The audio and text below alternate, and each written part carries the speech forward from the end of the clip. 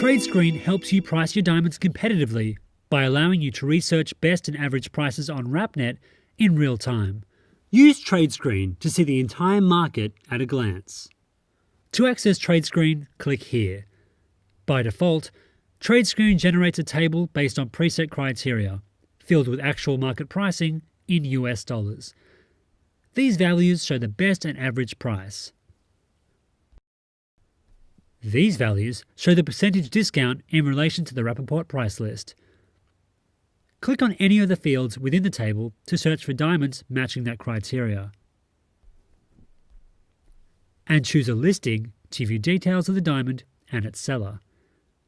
You can easily customize a table by adjusting the criteria here.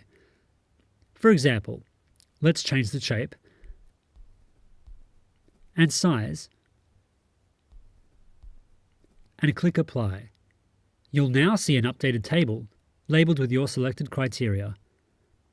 To save a TradeScreen search for future reference, select Save Search, enter a search name, and click Save.